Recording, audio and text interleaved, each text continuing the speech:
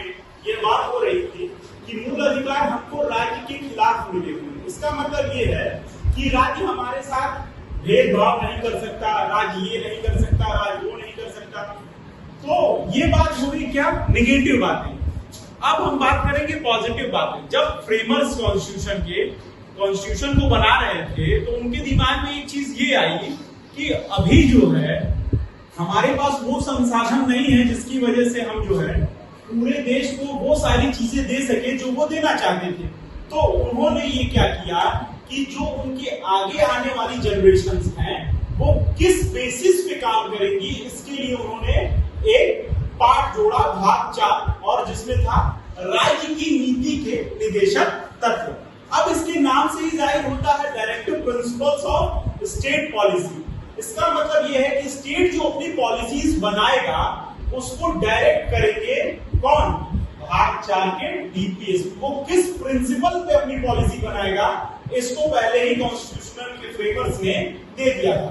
जब वो इसकी बात कर रहे थे तो उनको ये समझ में आया कि अगर आज संसाधन नहीं है तो इसको न्याय योग्य नहीं बनाया जा सकता। इसका मतलब क्या है कि जस्टिसिएबल इन कोर्ट नहीं बनाया जा सकता। जैसे अगर उस समय हमारे पास अनाज नहीं था खाने को तो हम शिक्षा फ्री में कैसे दे सकते थे, मिड डे मील कैसे दे सकते थे। लेकिन इन बातों को उन्होंने क्या किया, राज्य के नीति निर्देशक तत्व में डाल दिया कि अगर हम जब संसाधन पूर्ण हो जाएंगे तो इन बातों का ख्याल रखेंगे कि इसमें से क्या जो है देना है और क्या नहीं देना है। तो इसमें सारी बातें वो की गई हैं कि क्या क्या हम राज्य जो है प्रयास करेगा लोगों को देने के। अब जब लोगों को देने की बात चल रही है तो ये क्या है, राज्य करेगा। ये क्या है, ये पॉजिटिव साइन है।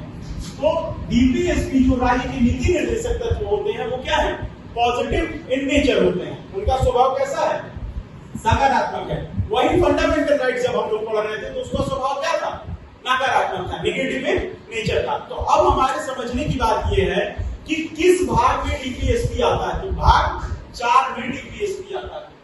अब भाग 4 में आता है तो आर्टिकल क्या होंगे, जैसा कि हम फंडामेंटल राइट के डायरेक्ट क्वेश्चन पूछता है कि डीपीएसपी किस भाग में आता है।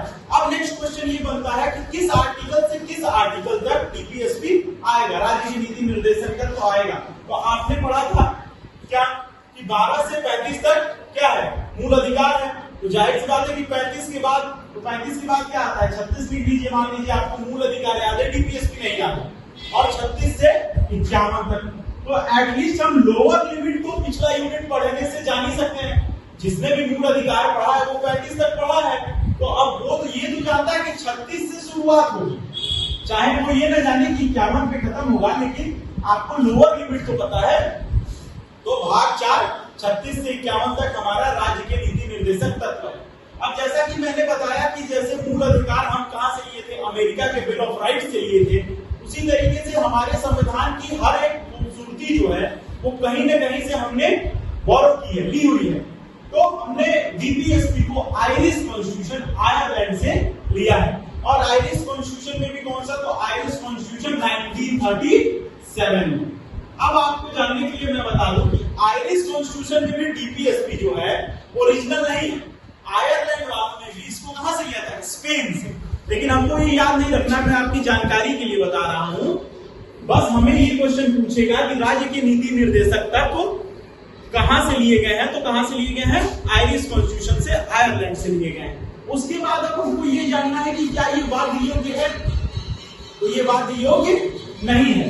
ये कैसा है, अभी हम आपको बताया कि उस समय इस वजह से इसको वाद योग्य नहीं बनाया गया, इसको कंपलसरी नहीं किया गया कि अगर कंपलसरी कर दिया जाएगा तो आप कैसे दे पाएंगे।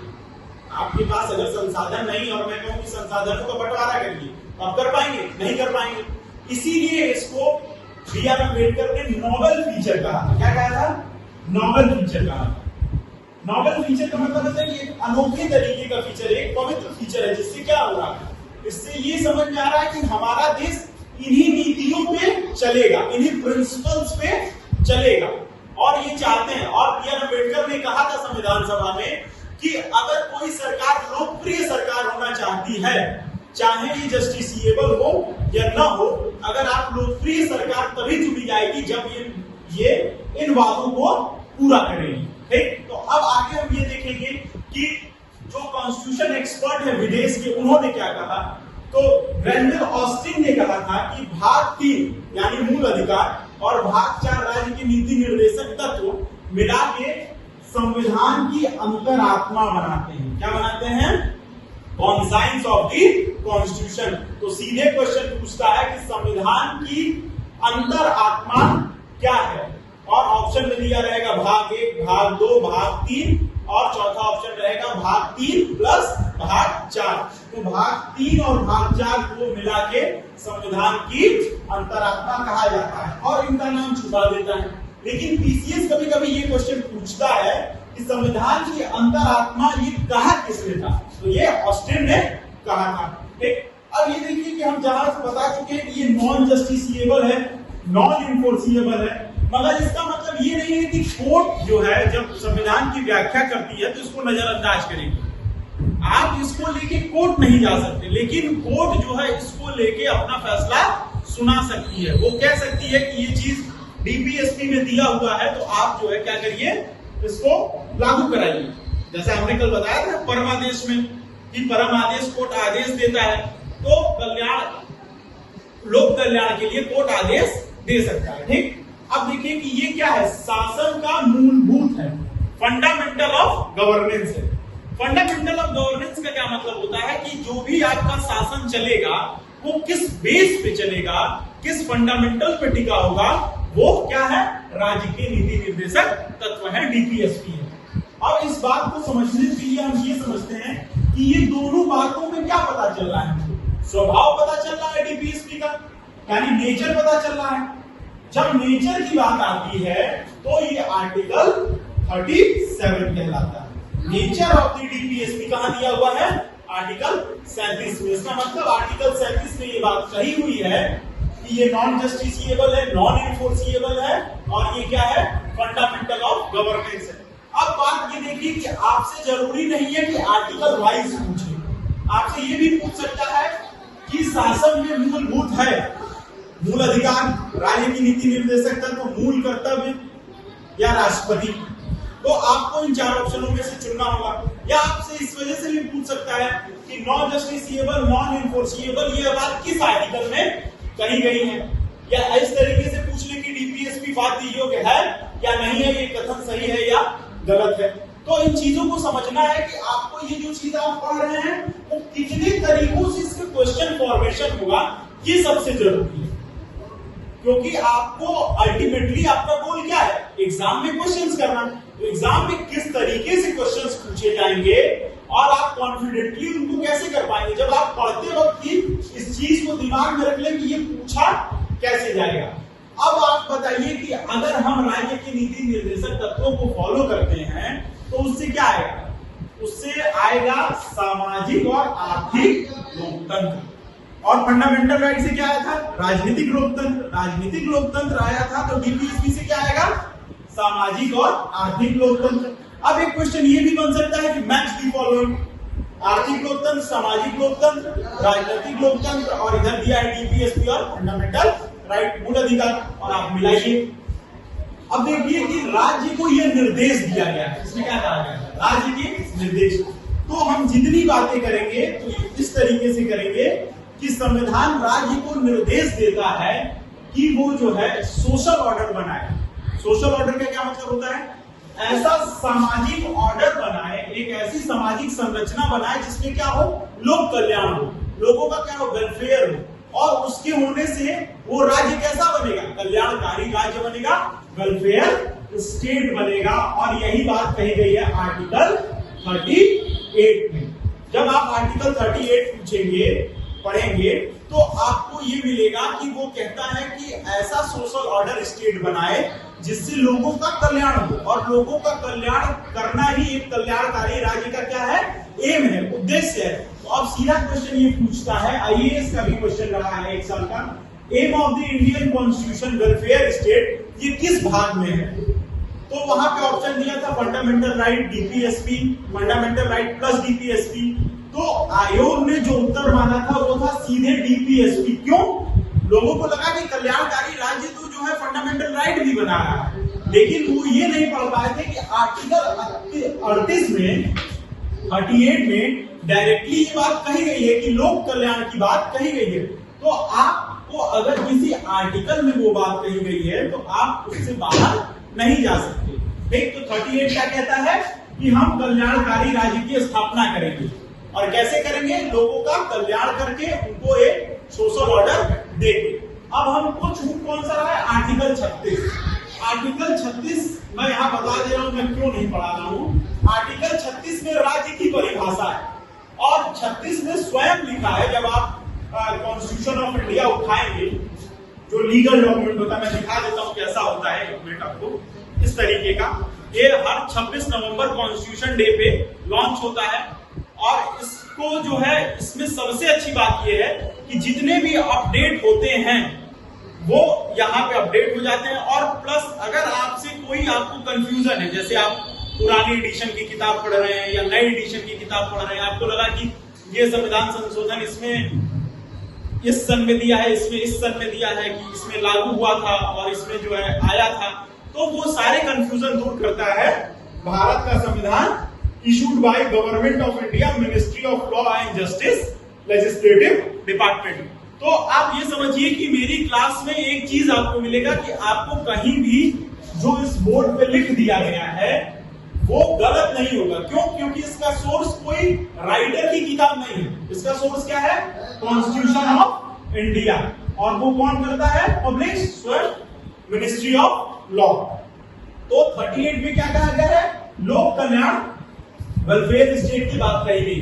तो 36 में पढ़ा रहा था, तो 36 में ये कहा गया है, इसमें राज्य की परिभाषा है। और परिभाषा में ये कहा गया है कि राज्य की वही परिभाषा होगी जो पार्ट 3 में है। और पार्ट 3 में परिभाषा कहाँ है?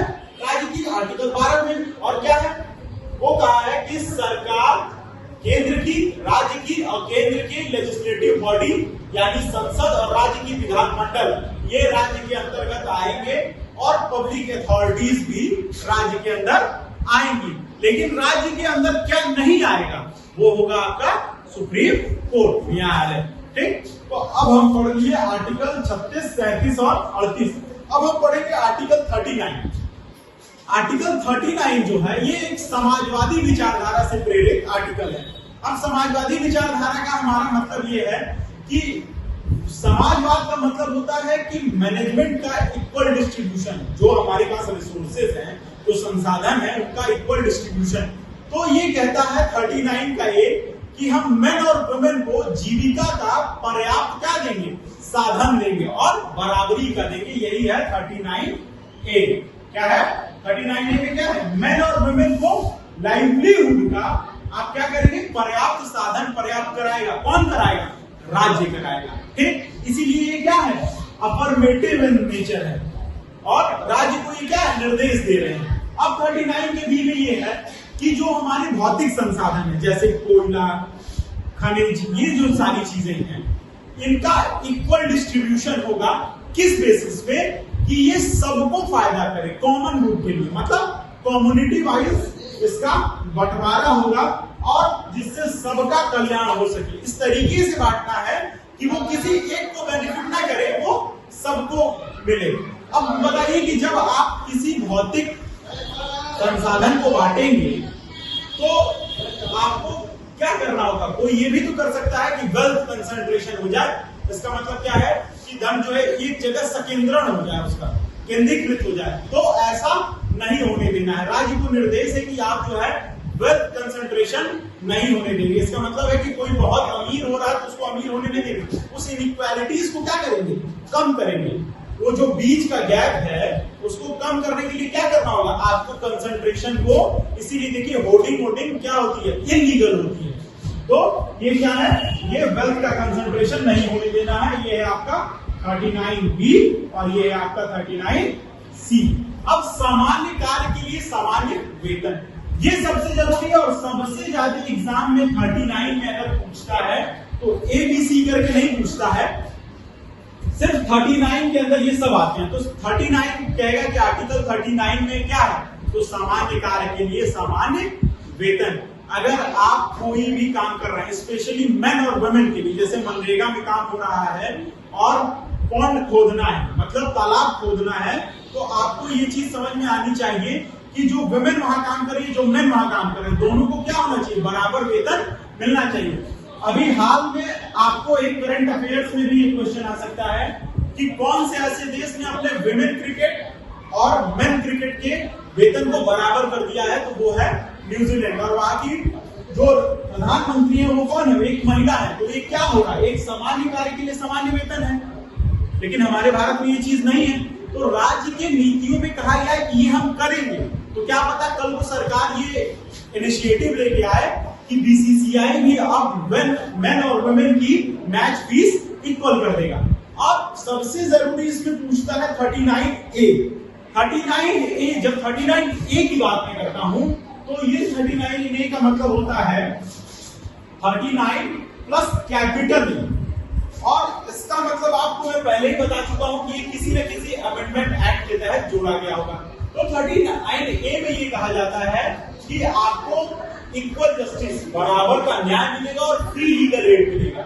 जैसे मान लीजिए मैंने आपको पहले ही बताया था कि अगर किसी के पास ऐसी सिचुएशन है कि वो वकील हायर नहीं कर सकता, विधिक सहायता नहीं प्राप्त कर सकता धन देके, तो सरकार उसको क्या देती है, सरकारी वकील देती है। उसको क्या है, न्याय बराबरी का मिलता है। ये 39A में। और जब बराबरी की बात आती है, इक्वालिटी की बात आती है, तो वो कौन सी विचारधारा है, समाजवादी विचारधारा है। और equal justice and free legal aid जो है ये जोड़ा गया था 42वां संशोधन अधिनियम 1976 में।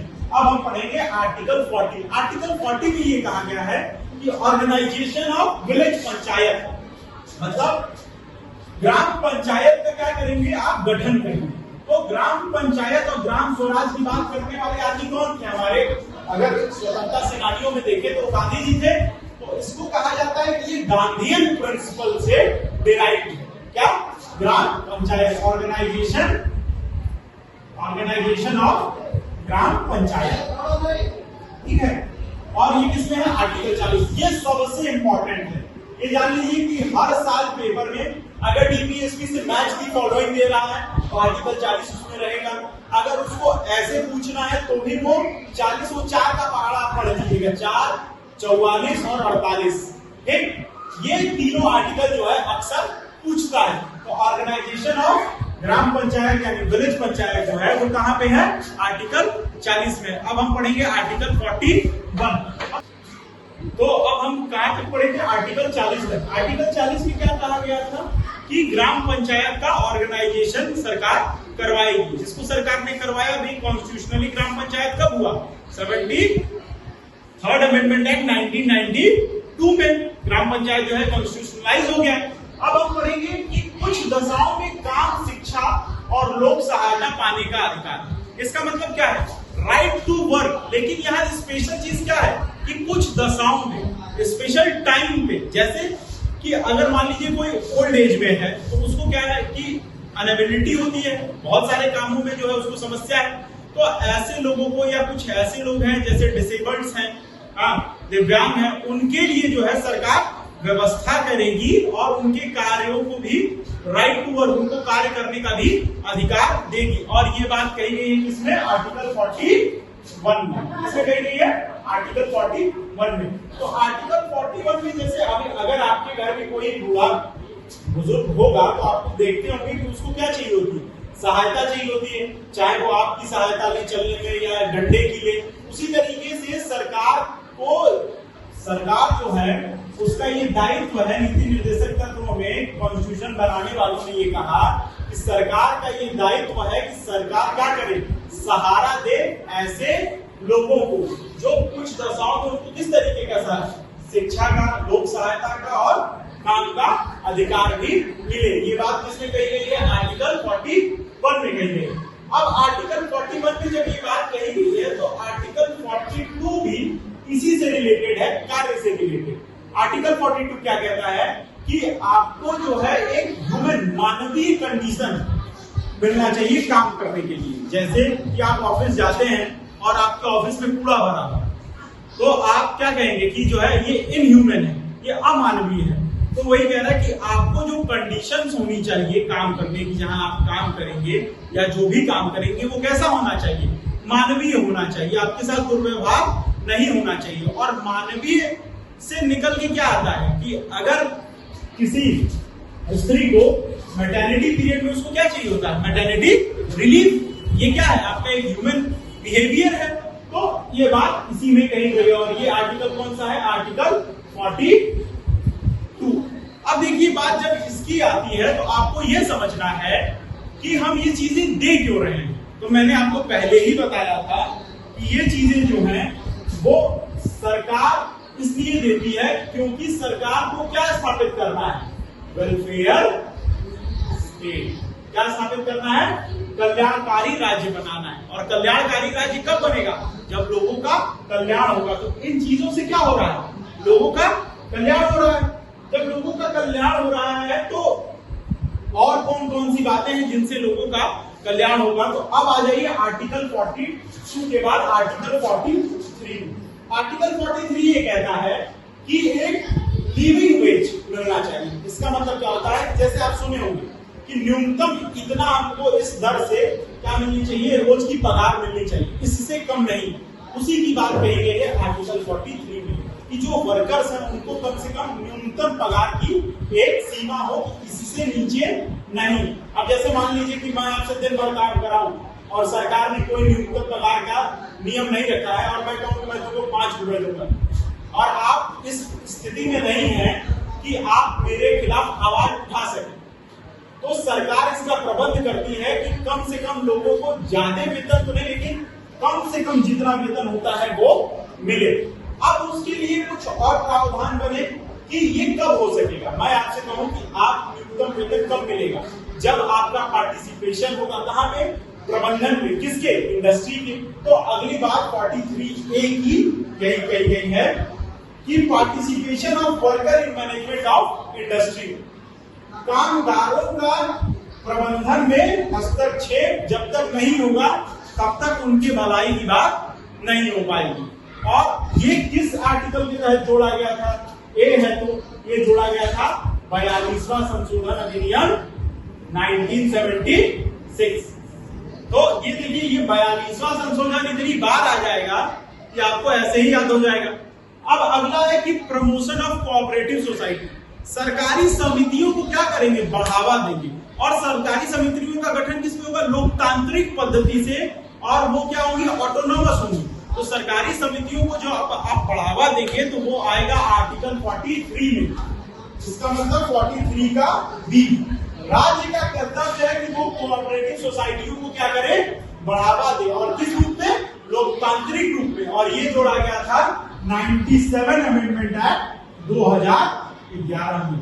अब देखिए ये जो आर्टिकल्स है, जो अमेंडमेंट में बता रहा हूं, डायरेक्ट क्वेश्चन ये पूछ देता है कि 42वें अमेंडमेंट एक्ट से जोड़ा गया था 43A, 43B, 40 इस तरीके से। तो आपको ये याद रखना है कि किस अमेंडमेंट एक्ट के तहत क्या जोड़ा गया था, ठीक। और ये सब इंपॉर्टेंट है, ये जो 2-4 मैं आपको बताया हूं तो क्या है, इंपॉर्टेंट अमेंडमेंट्स है, इस वजह से आपको याद रखनी है। जब आप 43 तक पहुंच गए तो अब अगला आर्टिकल आएगा 44, समान नागरिक संहिता, आर्टिकल 44। समान नागरिक संहिता का क्या मतलब होता है कि हमारे यहाँ सिविल कोड जो है वो अलग अलग है, नागरिक संहिताएं अलग अलग हैं, क्रिमिनल कोड एक है। नागरिक संहिताएं अलग अलग होने का क्या अर्थ है कि मुस्लिम के लिए मुस्लिम लॉ, हिंदूज के लिए हिंदू लॉ, इस तरीके से बटा हुआ है। तो इंटेलेक्चुअल लोग जो थे वो ये कह रहे थे कि इससे जो है होता क्या है कि आप धर्म के आधार पर प्रतिकरण करते हैं, इसको खत्म करके सिविल कोड एक कर देंगे तो सोसाइटी में जो धर्म में कुछ कुरीतियां बच गई हैं वो भी खत्म हो जाएंगी। इसलिए जो है हम क्या चाहते हैं, समान सिविल संहिता। और आर्टिकल 44 में हम आपसे क्या कहते हैं कि 4 का पहाड़ा 40 और 44 जरूर याद रखना, ये बहुत ही इंपॉर्टेंट है। अब एक क्वेश्चन यहाँ ये पूछता है कि कौन सा ऐसा प्रदेश है जहां पहले से यूनिफॉर्म सिविल कोड लागू है, तो वो प्रदेश है गोवा, ठीक। तो ये क्वेश्चन यहीं पे आपका तैयार हो गया। ये डीपीएसपी का पार्ट नहीं है, लेकिन आप अलग से मैं एक छोटी सी चीज को बताने जाऊंगा, नहीं तो यही रट लीजिए कि कौन सा ऐसा प्रदेश है जहां पे यूनिफॉर्म सिविल कोड लागू है, वो है गोवा। अब आर्टिकल 45 में, आर्टिकल 45 की विषय वस्तु ही बदल दी गई। पहले उसमें ये था कि 6 से 14 साल के बच्चों को सरकार का दायित्व होगा कि वो उनको शिक्षा दे, फ्री एंड कंपलसरी एजुकेशन। तो जब 2002 का समय था तो हुआ ये कि शिक्षा के अधिकार 21A में जो मैंने मूल अधिकार बताया था उसमें चला गया कि अब हम फ्री एजुकेशन आपका क्या है 6 से 14 साल तक मौलिक अधिकार है। तो इसकी विषय वस्तु बदल दी गई और ये कहा गया आर्टिकल 45 में कि अब सरकार का नया लक्ष्य ये होगा कि वो शिक्षा दे फ्री एजुकेशन 0 से 6 साल तक के बच्चों के लिए, और ये भी सेम आर्टिकल के तहत बताया जाएगा 86 अमेंडमेंट एक्ट 2002। ठीक, कोई दिक्कत? अब आगे बढ़ेंगे हम कि जब हमने यहाँ वृद्धों की बात कर ली, महिलाओं की बात कर ली, वर्कर्स की बात कर ली, तो SC ST छूट रहे थे तो उनको भी यहाँ ला दिए। इनके एजुकेशनल और इकोनॉमिकल, इसका मतलब है कि शैक्षिक और आर्थिक रूप से इनको सरकार क्या करेगी, बढ़ावा देगी, और इसके लिए अनुच्छेद है आर्टिकल 46। ठीक, अब आर्टिकल 47 जो है दो तरीके से पूछता है। एक तो ये पूछ लेता है कि इसमें क्या है, दूसरा ये पूछता है कि इसकी विषय वस्तु जो है ये किसमें है। जैसे कि मैं उदाहरण देता हूं कि आर्टिकल 47 में लिखा हुआ है कि आपका पोषक स्तर बढ़ाया जाएगा, जीवन स्तर यानी nutrition level, standard of living बढ़ाई जाएगी, और वो किस तरीके से बढ़ेगी, इंटॉक्सिकेंट को जो है बैन करके, किसी भी ऐसे ड्रग को और इंटॉक्सिकेंट को नहीं लेना है जो शरीर को क्या करे, नुकसान करे। और इन तीनों चीजों से जब आप न्यूट्रिशन लेवल बढ़ाएंगे, लिविंग स्टैंडर्ड बढ़ाएंगे, तो क्या इंक्रीज होगा, समाज का हेल्थ इंक्रीज होगा, पब्लिक हेल्थ इंक्रीज होगा। और मैंने क्या बताया कि DPSP क्या है, पब्लिक वेलफेयर की तो बात कर रहा है, लोक कल्याण की तो बात करेगा। तो अब ये पूछ लेता है कि इंटॉक्सिकेंट का बैन होना ये सरकार को किस निर्देश में दिया गया है, तो आर्टिकल 47 में दिया गया है। या ये भी पूछ लेता है सीधे कि जीवन स्तर, पोषक स्तर बढ़ाने के लिए स्टैंडर्ड ऑफ लिविंग का ये कहां पे आता है, फंडामेंटल राइट में आता है, DPSP में आता है, तो ये कहां पे आता है, DPSP में आता है। अब हम पढ़ेंगे आर्टिकल 48। आर्टिकल 48 इस वजह से जरूरी है, क्यों, क्योंकि आजकल सब लोग बात करते हैं एनवायरमेंट की, और आर्टिकल 48 में भी एनवायरमेंट की बात की गई है। आर्टिकल 48 में पहले ये कहा गया है कि आप एनिमल हस्बेंड्री और एग्रीकल्चर को क्या करेंगे, साइंटिफिक करेंगे, पशुपालन को और कृषि को साइंटिफिक करेंगे, और सरकार उसको बढ़ावा देगी। इसीलिए सरकार क्या देती है, खाद पे सब्सिडी देती है, ग्रीन रिवॉल्यूशन लेके आती है। ये सारे काम सरकार को पहले ही निर्देश दिए जा चुके हैं, ये आर्टिकल 48 के तहत कहा गया है। लेकिन 48A के तहत क्या कहा गया है कि सरकार जो है पर्यावरण को बचाएगी, वाइल्ड लाइफ को बचाएगी, जंगल को बचाएगी। तो अब एक चीज, ये तीनों तो एक दूसरे से जुड़ी हुई हैं। जब आप जंगल बचाएंगे और वन्य जीव बचाएंगे तभी तो पर्यावरण बचाएंगे। तो याद करने की जरूरत तो है नहीं, पर्यावरण याद कर लीजिए, जंगल वन्य जीव तो से मिलकर ही पर्यावरण बनेगा। तो ये चीजें हैं, और ये किसमें कही गई है, आर्टिकल 48A में। और ये किसके अमेंडमेंट के साथ जोड़ा गया था, ये भी जोड़ा गया था 42वां संशोधन अधिनियम 1976। अब देखिए, राष्ट्रीय महत्व के स्मारकों और स्थानों का संरक्षण, ये कंफ्यूज करने के लिए देता है। जब आप मूल कर्तव्य पढ़ेंगे तो ऑप्शन में जरूर मिलेगा कि जो मॉन्यूमेंट्स हैं नेशनल इंपॉर्टेंस के, वो दे देगा कि ये एक राष्ट्रीय कर्तव्य है। ये कर्तव्य नहीं है, ये राज्य को निर्देश दिया गया है कि राज्य बचाएगा। किससे, जैसे मान लीजिए कि अजंता एलोरा की गुफाएं, अगर उनकी देखभाल नहीं होगी तो दिन पे दिन उनका क्या होगा, डिग्रेडेशन होगा, क्षरण होगा, जैसे ताजमहल है। अब ये राष्ट्रीय स्मारक जो है, राष्ट्रीय महत्व के स्मारक जो है, वो कौन कहलाएंगे ये संसद तय करेगा, आप हम तय नहीं करेंगे। जैसे कि अगर हमको कहे तो आप कहे कि हमारा घर राष्ट्रीय स्मारक, हम समझ के उसको क्या करें, संरक्षण दें। आपको संरक्षण नहीं, राज्य संरक्षित करेगा राष्ट्रीय स्मारकों को जो राष्ट्रीय महत्व के हैं, और उनका संरक्षण ये राज्य की क्या है, जिम्मेदारी है। ये कही गई है आर्टिकल 49 में। अब आ जाइए आर्टिकल 50। आर्टिकल 50 में आपको पता ही है 50-50 करने का क्या मतलब होता है, आधा आधा करना। जैसे मान लीजिए आप दो भाई बहन हैं और दोनों छोटे छोटे हैं, तो अक्सर लड़ते हैं, तो आप क्या करते हैं कि लो अच्छा आधा तुम ले लो, आधा तुम ले लो, 50-50। तो आर्टिकल 50 में क्या है, डिस्ट्रीब्यूशन ऑफ पावर है, शक्तियों का बंटवारा है। किसके किसके बीच शक्तियों को अलग किया गया है? एग्जीक्यूटिव और जुडिशरी के, यानी कार्यपालिका के और न्यायपालिका के क्या है? शक्तियों का बंटवारा है। ये आर्टिकल 50 में है, डिस्ट्रीब्यूशन ऑफ पावर। ठीक, अब आ जाइए आर्टिकल 51 जो हमारा अंतिम आर्टिकल है डीपीएसपी का। जब इतनी बातें आप कर लिए, आप देश की सारी बातें कर लिए, तो मैंने आपको पहले ही बताया था कि नेहरू कैम्ब्रिज से पढ़े थे, तो जब तक वो अंतरराष्ट्रीय शांति की बात और अंतरराष्ट्रीय मुद्दों पे कुछ अपना सुझाव न दे, उनकी बात पूरी नहीं होती थी। तो 51 में भी उनकी छाप दिखती है। और 51 क्या है? ये कहता है कि हम इंटरनेशनल पीस की बात करेंगे, अंतरराष्ट्रीय शांति की बात करेंगे, और किसकी बात करेंगे? सिक्योरिटी की बात करेंगे। इसीलिए हमने क्या बनाया? हमारा पंचशील है, नाम है, ये सारी जो हमारी नीतियां हैं वो इसी बेसिस पे बनाई गई। इसीलिए हमारी एक और नीति है कि हम पहले जो है वॉर का कदम नहीं उठाते। ये किस बेसिस पे? क्योंकि हमारी नीतियों में ये पहले से क्लियर है कि हम जब भी बात करेंगे, जब भी किसी चीज को प्रोत्साहित करेंगे, तो वो शांति और सुरक्षा होगी, जंग नहीं।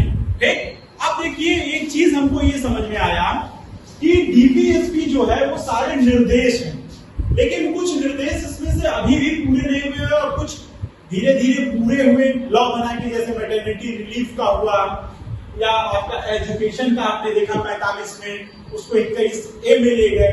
तो इसीलिए केटी शाह ने, किसने? केटी शाह ने ये कहा था कि डीपीएसपी का है एक ब्लैंक चेक है। क्या है? खाली चेक है कि जैसे जैसे हमारे पास संसाधन आते जाएंगे, हम इन बातों को क्या करेंगे? पूरा करते जाएंगे। राज्य का ये एक कह सकता हूं मैं कि राज्य की एक कंपल्सरी फाउंडेशन है कि राज्य इन कामों को करे। वो उसके गवर्नेंस का प्रिंसिपल क्या है? राज्य के नीति निर्देशक तत्व। इसी के साथ राज्य के नीति निर्देशक तत्व समाप्त होते हैं। धन्यवाद।